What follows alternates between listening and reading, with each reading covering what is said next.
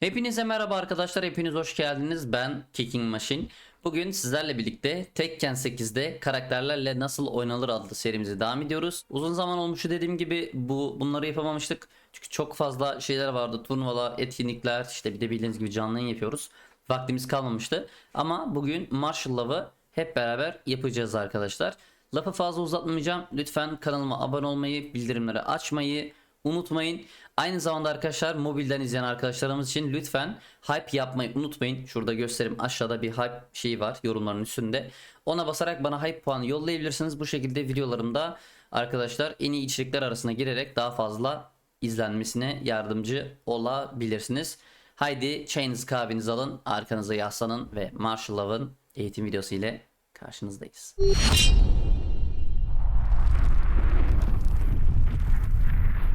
벌써 끝이야? 더 덤벼봐. Evet arkadaşlar, hadi gelin sizlere hitleri göstereyim. Love'ın çok fazla hit hareketi var. Vakit kaybetmeden başlayalım. İlk hareketimiz UF3 arkadaşlar. Bakın şöyle bir hareket. UF3. İkinci hareketimiz 1-1-1. Bu da hite giriyor. Şöyle. Üçüncü hareketimiz geri 1-2. 1+2. Şöyle. Şöyle gördüğünüz gibi. Üçüncü hareketimiz arkadaşlar, burada stansa girmemiz gerekiyor. Aşağı 1+2 yaptıktan sonra F1. Ben bunları zaten anlatacağım. Bu 4. Beşinci hareketimiz arkadaşlar, yine aynı şekilde stansa giriyoruz. F3. Tekme vuruyor bakın. Love. Bu da 5. hareketimiz. Şimdi hitimiz açıkken öbür hareketleri de göstereceğim arkadaşlar. Hitimiz açıkken arkadaşlar, Love'ın öbür hareketi de 1+2 1+2. Gördüğünüz gibi bu da sonuncu hareketiydi hit ile. Şimdi gelin ben sizlere hangi hareketin hit dash'te combo yaptığını göstereceğim arkadaşlar. UF3 combo yapıyor. Bakın. Şöyle basit bir combo yapalım. Gördüğünüz gibi bakın. Şöyle 71 damage vurdu. İkinci olarak arkadaşlar DSS F3. Bu da combo yapıyor. Şöyle örnek verdim. Üçüncü olarak arkadaşlar 1-1-1 counter hit'te 10 frame launcher'ı var. Arkadaşlar Love'ın 10 frame. Ve öbürü de aynı şekilde counter arkadaşlar 14 frame. Bakın. Şöyle. 89 damage, çok iyi damage vurdu. Öbür hareketimiz de arkadaşlar combo giren de DSS F3 arkadaşlar. Böyle. Aynen bu. Bunlar arkadaşlar Love'ın hitte combo giren hareketleri. Bir de son olarak 1+2 var. 1+2 de şöyle arkadaşlar, hit açık olduğu zaman gördüğünüz gibi böyle aynı zamanda combo yapabiliyorsunuz. Çok da iyi bir punish. Zaten ilerleyen dakikalarda anlatacağım. Bunlar öbürleriydi. Onun haricinde olanlarda da garanti vuruyorsunuz arkadaşlar. İşte DSS F1 şöyle garanti vuruyorsunuz. Başka hangi hareketimiz vardı? DSS'ten. DSS F1 vardı. Hayır. Geri kalan zaten direkt şey yapıyor arkadaşlar. Combo'ya giriyor. Zaten gösterdim. Evet, bunlar Love'ın hitleriydi. Haydi gelin vakit kaybetmeden arkadaşlar şimdi de Love'ın punishlerine geçiş yapalım. Love'ın gerçekten bu oyundaki punisheri gayet iyi arkadaşlar. İyi damage vuruyor. Valkyrie'si iyi ve çoğu wall splat veriyor. Bu da Love'ı gerçekten inanılmaz derecede iyi bir karakter yapıyor arkadaşlar. Şimdi gelin punisher'ıyla başlayalım. Öncelikle on frame olarak 1-1-2 Love'ın on frame punish'i. Ama aynı zamanda Love'ın ikinci bir on frame punish'i daha var. O da 2 geri 2. Böyle yaptığı zaman arkadaşlar Love arkasına dönüyor ve buradan mix up yapabiliyor. Gayet güzel. Arkadaşlar Love'ın 11 frame yok oyunda punish'i. O yüzden 10 frame ile punish'liyorsunuz yine. 12 frame olarak 2-4, 3-4 pardon arkadaşlar. 3-4 çok güzel bir hareket. Wall spot veriyor. Beleş hareket. Çok güzel. 13 frame olarak Love'ın DF1-2. Bu da wall spot veriyor. İnanılmaz iyi. Combo yapıyorsunuz. Bu da çok iyi arkadaşlar. 13 gösterdim. 14 frame olarak 2 tane punish'i var. Bir tanesi geri 4-3. İnanılmaz iyi. Bu da çok iyi damage vuruyor. İkinci harekette 3+4 3+4 arkadaşlar, bu da wall spot veriyor. Karakterin çoğu hareketi wall spot veriyor. Bu da zaten inanılmaz bir damage yapması anlamına geliyor. 15 frame olarak da DF2 ya da yukarı 4 arkadaşlar. Şöyle Love'ın 15 frame punish'leri. Şimdi ayakta göstermişim. Şimdi eğilerek göstereceğim. Arkadaşlar crouching'te dik çap eğilince kareye bastığınız zaman bu 10 frame. Vice'nin 4 11 frame arkadaşlar. Love'ın 12 frame punish yok. Ondan dolayı 13 frame yapıyoruz. Vice'nin 1-2. Aynı şekilde 14 frame'i de yok. 15 frame olarak da Vals'in 2 olarak punish yapabiliyorsunuz ve 18 frame olarak da UF3 eğildiğiniz zaman vurabiliyorsunuz böyle. Ama bunu kimse kullanmıyor çünkü Vals'in 2 var zaten. Bunu kullanıyorsunuz. Bu da Love'ın punish'leriydi arkadaşlar. Evet, Love'ın punish'lerini gösterdim şimdi sizlere. Zaten duvarda nasıl Wasplat aldığını gösterdim. Onları combo yapacağım esnada tekrardan göstermiş olacağım. Haydi gelin şimdi sizlere Love'ın oyundaki genel oyun hakkında bilgiler vermeye başlayalım. Evet arkadaşlar, şimdi geldik Love'ın genel oyununa. Sizin en çok merak ettiğiniz kısımlar genelde bu oluyor. Bu karakter neler yapıyor, neler yapamıyor, şimdi hepsini sizlere anlatacağım arkadaşlar. Lütfen bakın, bu çok önemli. Benim dediklerimi iyice dinleyin. Anlamadığınız yerde sorularınız varsa bana sorabilirsiniz arkadaşlar. Haydi başlayalım. Şimdi öncelikle stansla başlayalım arkadaşlar. Love'ın bir tane stansı var. DSS diye geçiyor. Aşağı 1+2. Aynı zamanda bu stansı arkadaşlar tekmelerle de geçebiliyoruz. Mesela 4-3 yapıyoruz. Bu aynı zamanda, ben bunu unuttum söylemeyi, 4-3 arkadaşlar Love'ın 13 frame de punish'i. Hani bunun yerine 4-3 de şunu da vurabiliyorsunuz. Neyse. Bunu yaptıktan sonra ileri bir kere basarsanız bakın arkadaşlar, Love'ın elini görebiliyorsunuz. İleri stansa geçmiş oluyor bu şekilde. Ve arkadaşlar Vals'in 4'te de aynı şekilde. Vals'in 4 yapıp ileri bastığınızda Love stansa girmiş oluyor. Peki Love stansta neler yapabiliyor arkadaşlar? Önce normal DSS'den gösterelim. DSS'teyken arkadaşlar 3'e bastığınız zaman homing bir hareket vuruyor. Rakip bunu yediğinde de 1+2 garanti oluyor mesela arkadaşlar. Şöyle. Onun dışında ne yapabiliyor? F1 yapabiliyor. Hatırlarsanız bunu yapabiliyordunuz. Aynen öbür şeyde hitte gösterdiğim gibi. Yine DSS'teyken F3 yaptığınızda buna girebiliyorsunuz arkadaşlar. Ondan sonra DSS 4'e bastığınız zaman da böyle bir low vuruyor ve bu low arkadaşlar counter hit'te launch veriyor. Şöyle dash attığınız zaman şöyle gördüğünüz gibi bakın, şöyle bir komboya girmiş oluyor. Onun haricinde başka neyimiz var DSS'te bakalım. DSS'e girdiğiniz zaman 2'ye basarsanız counter hit launcher veriyor arkadaşlar. Şöyle aynı hareketi normal F1+2 olarak da yapabilirsiniz. Aynı hareket ama burada DSS'te yapıyor. Bakın şöyle counter hit'te de launcher'ı var dediğim gibi. Gayet güzel. Güzel bir şey. Bunları örnek olarak gösteriyorum arkadaşlar. Şimdi geçelim öbür 4-3 DSS'ine veya Vals'in 4'ü arkadaşlar. Mesela 4-3 yaptıktan sonra ileri bir kere basıyorsunuz dedim ya. Bastığınız zaman bakın 2'ye bastığınız zaman aynı hareket yapıyor, fark ettiyseniz. Aynı şekilde 1'e bastığınız zaman aynı hareket yapıyor. Yani hareket aslında fark etmiyor. Sadece burada stansa giriyor ve normal DSS'de yaptığımız hareketlerin aynısını yapabiliyor. Bakın gördüğünüz gibi yapabiliyor. Bakın bunların hepsini yapabiliyor. Bunlar DSS'de örnek olan birkaç hareket de arkadaşlar. Love'ın gelelim iyi hareketlerine, en çok kullandığı hareketleri ne arkadaşlar? Love'ın counter'leri çok iyi bu arada. Oyunda counter'ı iyi kullanan bir karakter. 10 frame 1-1-1 counter hit launcher'ı vardı.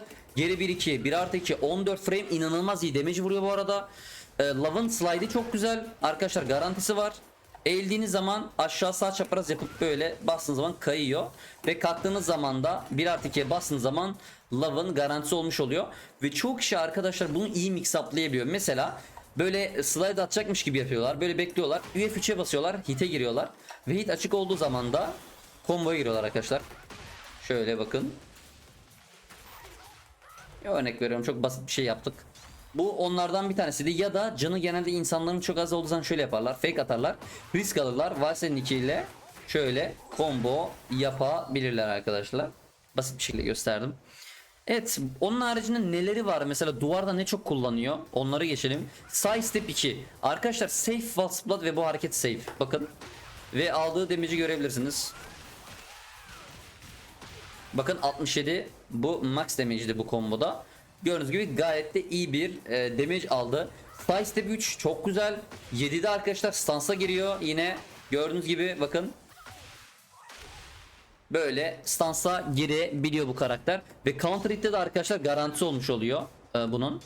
Side step 3 yaptığınız zaman. Şöyle 16 frame bakın. Burada şey var. Veya hit açık olursa arkadaşlar şöyle. Side step 3'ten sonra 1+2 de garanti burada ona combo vermiş oluyor. Love'ın counter hit olduğu zaman 1+2 çok iyi işliyor arkadaşlar ve Love'ın en iyi avantajı da hitlerden bir tanesi 1+2, sebebini de anlatacağım arkadaşlar. Bunlar birkaç hareketle iyi olan başka ne var? DF2 safe arkadaşlar, safe launcher çok güzel bir hareket. Geri 4 homing, geri 4'e basılı tuttuğumuz zaman arkasına dönüyor. Counter hit'te yine launch alabiliyor arkadaşlar. Şöyle counter açalım bakın. Şöyle örnek veriyorum. Yine bir kombomuzu yapmış bulunduk. Down back 3 çok iyi. Down 4 3 çok güzel bir hareket. DF3 bu da güzel. Bazen eye crashlıyor. Güzel bir hareket arkadaşlar. Ondan sonra geri 2 muazzam süper bir hareket bu hareketi. Bunu fake yapmak için çok kullanıyorlar. Şöyle inanılmaz iyi bir hareket arkadaşlar. Geri 2 DF1 yine check olarak çok iyi. DF1. Ondan sonra DF1 3 round bitirişlerine genelde çok kullanıyorlar. DF1 3. Onun dışında DF1 2 muazzam iyi Wasplat veriyor. Zaten söylemiştim. 3 4 12 frame bunlar punish olarak çok iyi hareketler arkadaşlar. FF4 FF3 bunlar çok iyi işte. DSS F3 bu hareket safe mesela arkadaşlar. Şöyle ben pardon yanlış yaptım. Şunu bakın bloklayacağım. İyi izleyin şimdi. Gördüğünüz gibi bakın. Şöyle. Gördüğünüz gibi safe. Onun dışında Love'ın arkadaşlar perisi var. Perisi de çok muazzam bir şey. Geri 2+4 yapıyorsunuz. Şimdi ben bu periyi nasıl kullanmanız gerektiği hakkında da göstereceğim sizlere arkadaşlar. Şimdi öncelikle periyi göstereyim sonra öbürlerine geçeceğim. Şimdi ben burayı ne yapacağım? Şimdi göstereyim sizlere. Bunları 2 yapıyorum. Burayı punish yapıyorum. Burayı da standing block yapacağım arkadaşlar. Punish'imiz hazır. Şimdi arkadaşlar yapmadan önce güzelce anlatmak istiyorum ki böylece anlayasınız. Love arkadaşlar herhangi bir hareket yaptıktan sonra DSS'e girdiği zaman veya girmese fark etmiyor. -5 veya altına inerse her harekete peri vurabiliyor. Yani yumruklara peri vurabiliyor. Bilginiz olsun. Şimdi göstereceğim. Göreceksiniz. Bakın. Şimdi ben burada Kazuya vuracağım. Kazuya bana 1-1-2 vuracağım. Gördüğünüz gibi. Bakın. Ben burada 4-3 yapıyorum. Arkadaşlar. Hareket -8. Tamam mı? Mesela şu an DSS'e girmiyorum normal. Peri yapmaya çalışacağım. Bakın yapamıyorum. Peri input'u tutmuyor. Gördüğünüz gibi. Bakın. Tutmuyor hiçbir şekilde. Neden? Çünkü DSS'te değilim. Ama Love DSS'te olduğu zaman +7'de. Bakın. Gördüğünüz gibi. Otomatik olarak yapmış oluyor. Peki bunu nasıl yapıyor? DSS'teyken arkadaşlar direkt geri 2+4'e basıyorsunuz. Normal bir şekilde yapıyor. Bakın bu bir örnekti. Size göstermiş oldum. Değil mi? Mesela bu hareket +7'deydi. Değil mi? Bakın arkadaşlar bu hareket -5. -5. Bakın peri yapacağım. Aynen. Bakın gördüğünüz gibi sonunda yapmış oldu. Ya da bir öbür hareketimiz bakın. Bu hareket de -5. Bakın. Gördüğünüz gibi Love her türlü peri yapmış oluyor. Ama şöyle bir hareket düşünün arkadaşlar. Pardon şöyle yapalım bakın şimdi. DF1-2 hiçbir şekilde olmuyor. Neden? Bu hareket -8. Hani hareket high eğilebiliyor ama burada rakip mesela eğilmedi diyelim. Biz peri yapacağız. Hiçbir şekilde tutmuyor. Bakın tuşlara basıyorum. Peri olmuyor. Neden olmuyor? Çünkü -8'deyiz. Ama ben şimdi ne yapacağım arkadaşlar bakın. Hitimi açacağım. Tamam mı? Aynı şekilde. Bakın -5. Tamam mı? İyi izleyin. Ve aynı zamanda arkadaşlar Love burada hitini dolduruyor. Bunda arkadaşlar şöyle de bir şey var karakterin. Karakter peri yaptığınız zaman hitini dolduruyor. Yani şöyle olsa.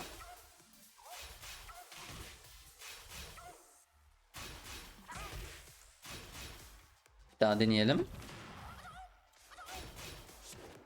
Bu arada arkadaşlar Love'ın hiti açık olduğu zaman hiçbir şeye basmazsanız da otomatik olarak peri yapabiliyor. Bakın şimdi 4-3 yapacağım. İleri bıraktım. Gördüğünüz gibi otomatik vurmuş oluyor. Bu da öbür hareketlerden bir tanesi. Bakın bu da aynı şekilde +4 ama bu tek vuruş fark etmiyor. İşte gösterdiğim gibi her türlü peri yapabiliyor. Bu da Love'ın perisiydi. Peri de bu şekilde oluyor. Onları da sizlere göstermek istedim. Ondan sonra Love'ın en iyi hareketlerinden bir tanesi arkadaşlar muazzam derecede iyi Wild Senin 3. Neden iyi biliyor musunuz arkadaşlar? Bu hareketi vurduğu zaman Love bütün vurduğu hareketler garanti. Göreceksiniz şimdi bakın. Vurduğu zaman +18 avantajı var karakterin. Bu da ne demek oluyor? Bakın 14 frame vurdum garanti. 2 vurdum. Bu hareketi yer kırıyor aynı zamanda. Bunu vurdum arkadaşlar. Ya da 1+2 vurdum. Gördüğünüz gibi garanti. Hepsi tutuyor arkadaşlar. Yeter ki siz vurun. Bu Love'ın en iyi hareketlerinden bir tanesi. Ve hiti açık olduğu zaman ne oluyor dersiniz? Bakın. Garanti combo almış oluyor demek. O yüzden Love oyuncular arkadaşlar hit açık olduğu zaman öyle Valse'nin 4 eğilip şöyle çok yapar mesela bunu. Gördüğünüz gibi. Mesela setup yaptık şöyle. Valse'nin 4 yapıyorum arkadaşlar. DF yapıyorum. İleri basıyorum. Böyle. Ondan sonra eğiliyorum. Valse'nin 3 yaptım. 1+2'ye bastım. Hitimiz açık olursa ne olur diye düşünürseniz gelin göstereyim. Bir daha hitimizi açalım.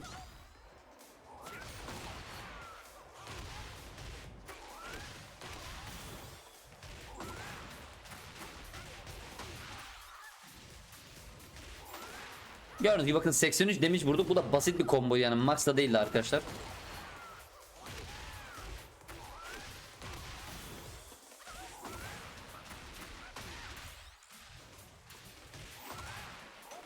Ha, şunu da vurabiliriz de. Şimdi combo videosu yapmayalım burada ama demek istediğim şey yapıyor. İyi damage vuruyor. Love ve bedava combo arkadaşlar.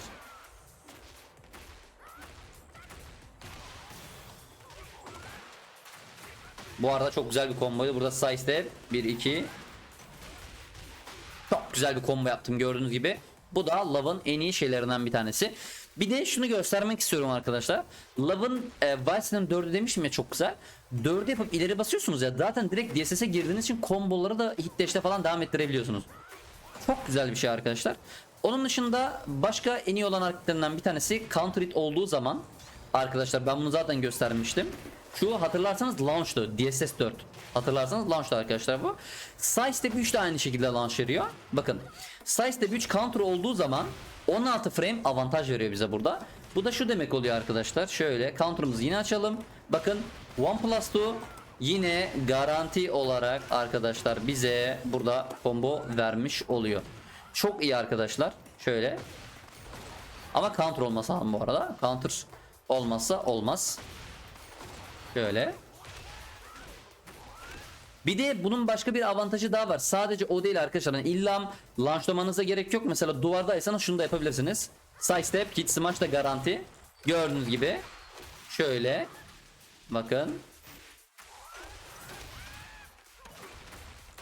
80 damage'lik bir combo yaptık. Tabi daha iyi de vurabilir bu arada Love da. Biz çok daha iyi bilmiyoruz. Bunu örnek olarak gösterdim arkadaşlar. Geri 2 çok iyi bu hareket. Sürekli böyle sağa gidip rakip şey yapacağı zaman bayağı faydası oluyor. Kullanabilirsiniz. Ve Love arkadaşlar rakibin arkasını geçtiği zaman inanılmaz ölümcül bir karakter oluyor. Çok iyi damage vuruyor bakın şimdi. Şöyle bunu da kaydedeceğim. Şuradan şey yaparız. Evet arkadaşlar şimdi hareketimizi bir daha deneyelim. Evet güzel. 1-2 hitimizi aktif ediyoruz. 4 3 desiz 1 vurduk. Upback 2. Bakın arkadaşlar tam tamına 137 damage vurdu. Düşünün hit dash bile kullanmadık yani. Bir de arkadaşlar şu hareket var. En iyi hareketlerinden bir tanesi Love'ın. Upback 2. Range'ine bakın arkadaşlar. Şu range şaka gibi bir şey yani. İnanılmaz iyi. Bu çok iyi arkadaşlar. Aynı zamanda hit de dolduruyor çarptığı zaman. Ve bunu DSS'te komboda kullanıyorlar. 4-3 yaptıktan sonra stance'a giriyorsunuz ya arkadaşlar. UF2 yapıyorsunuz direkt. Şöyle. Şöyle bakın. Valse'nin 4 DSS UF2. Şöyle. Ya da cancel yapabilirsiniz. Eğilip böyle de vurabilirsiniz. Aynı zamanda şöyle Wasplat alıyor arkadaşlar. Love. Bu arada Love'ın duvar kombosuna gelecek olursak da onu da göstereyim sizlere. Bakın Love herhangi bir Wasplat aldığı zaman arkadaşlar geri 2, 3, 4 bunu vuruyor. Bunu yaptıktan sonra arkadaşlar geri bası tutup ileri basarsanız Love DSS'e geçiyor. Ondan sonra ileri basıyorsunuz bakın şöyle. Şöyle gördüğünüz gibi bakın. Gördüğünüz gibi hatta şöyle bir combo yapalım. Bakın şunun ikincisi counter oluyor.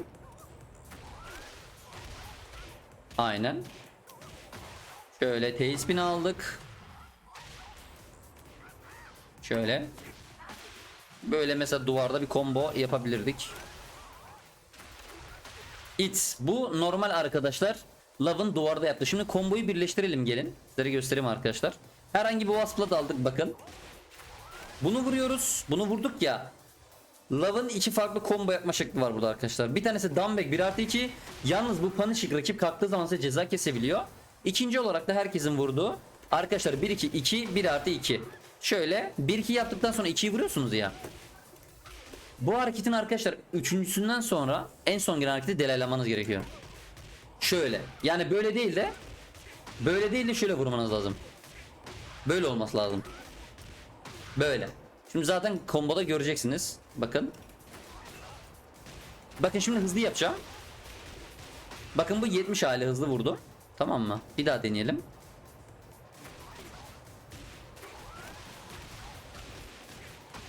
Kaçtı. Bunda zamanlaması var çünkü.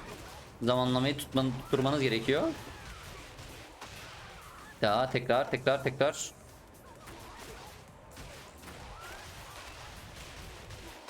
Bakın 76 vurdu. Max damage. Gördüğünüz gibi az önce 70 vurmuştu hatırlarsanız. Şöyle deneyelim bir daha. Bakın. Hızlı vuralım. Bakın 70 vurdu. Az öncekiyle alakası yok. Az önceki de 76 vurmuştu arkadaşlar. Şöyle delaylayabilirsiniz. Bayağı iyi. Arkadaşlar Love'ın genel olarak oynanış şekli bu şekilde. Yani karakterin side step'i çok iyi kullanmanız gerekiyor. Bu arada bu da çok güzel bir hareket. Burak Reis Special'ın buradan Burak İlson'a selamlar. Onun special'ı arkadaşlar side step 3+4. Şöyle inanılmaz da iyi vuruyor.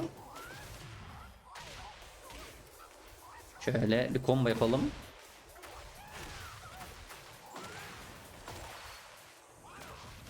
Tutar mı? Tutmaz.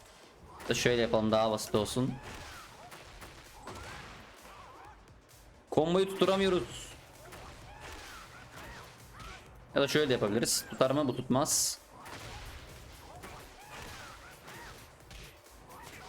Hit. Hit de tutmuyor. O zaman böyle yapalım. Aynen. Aynen yani genel olarak bu şekilde. Burada biraz dash atmanız gerekiyor arkadaşlar. Hit için. Şöyle. Wasplat. Gördüğünüz gibi basit 98 damage'lik bir combo yaptık. Bu çok iyi. Aynı zamanda şunu da söylemek istiyorum arkadaşlar. Love'ın şeyi hit smash arkadaşlar 14 frame range'i de bayağı iyi. Gördünüz mü? Bunlara örnek yapıyorum bu arada. Bakın 90 vurdu. Şimdi normal bir duvarda vuralım şimdi. Bu tutmuyor. Hani 3+4 vuracağız o zaman yapacak bir şey yok. Biraz daha ileri gitmemiz lazım. Hareketi kaçırdık. Arkadaşlar dediğim gibi pratik her zaman en önemli olan şey. Bunu yapmanız gerekiyor. Bakın 93 damage vurdu. İnanılmaz iyi. Daha yakından vurursak arkadaşlar büyük ihtimalle Wasplat DF1 şeklinde de yapabiliriz. Böyle. 101 damage vurdu arkadaşlar. Bakın hit smash'ı 101 damage vurdu Love'ın. Bu da onun ne kadar güçlü olduğunu gösteriyor. Love'da en önemli olan şeylerden bir tanesi arkadaşlar püf nokta ne diyeceksiniz? Love'ın arkadaşlar Wasplat'ını iyi ayarlamanız gerekiyor. Punisher'ını iyi vurmanız gerekiyor. Arkadaşlar mesela 13 frame ise atıyorum 13 frame'i 1-1-2 değil de direkt bunu vurmanız gerekiyor. 14 frame ise atıyorum uzak bir mesafe ise tak diye bunu vuracaksınız. Ya da atıyorum daha şey ise ne yapacaksınız? 4-3 vuracaksınız. Şunun range'i çok iyi arkadaşlar ya. Gördüğünüz gibi yani. Bu da bu şekilde. Başka ne diyebilirim düşünüyorum arkadaşlar. Onun dışında çok aşırı şey oynamanıza gerek yok. Allah. Aşırı böyle atak oynamanıza gerek yok. Çok fazla risk almanıza da gerek yok. Rakibi uzakta tutmak için Upback 2'niz var. Çok güzel. Geri 2 var. DF1, DF1 3. Bunlar güzel. Bu arada round bitirişleri için birkaç hareket söyleyeceğim. Bunu genelde yapıyorlar ama bu çok artık bilindik arkadaşlar. D1 3 vurabilirsiniz. Rakip size olur da vurmak isterse mesela ilkini bloklayıp arkadaşlar.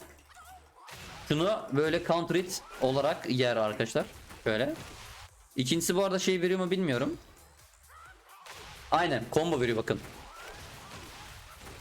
Gördüğünüz gibi. Bunlar round bitiminde kullanabileceğiniz hareketler. Down back 3 çok iyi. Down 4 3. Bunlar şöyle.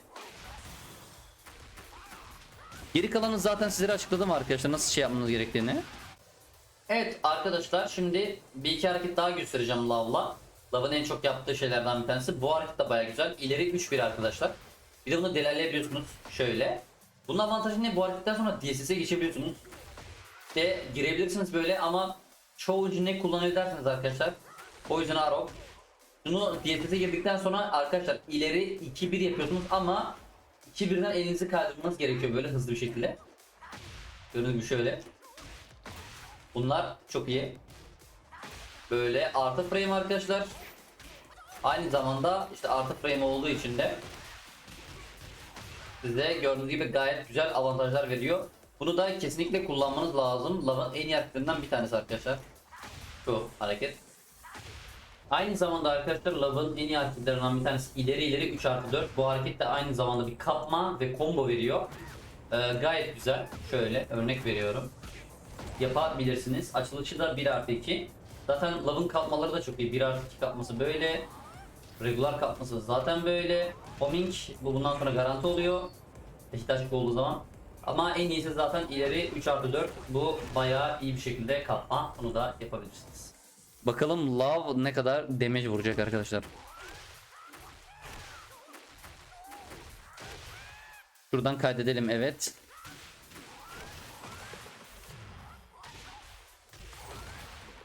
Evet bakın çok basit bir örnekle görmüş oldunuz. Bakın 120 damage bayağı iyiydi. Damage aldı. Love da bu şekildeydi arkadaşlar. İzlediğiniz için teşekkür ederim. Başka videolarda görüşmek üzere. Kendinize iyi bakın ve hoşça kalın.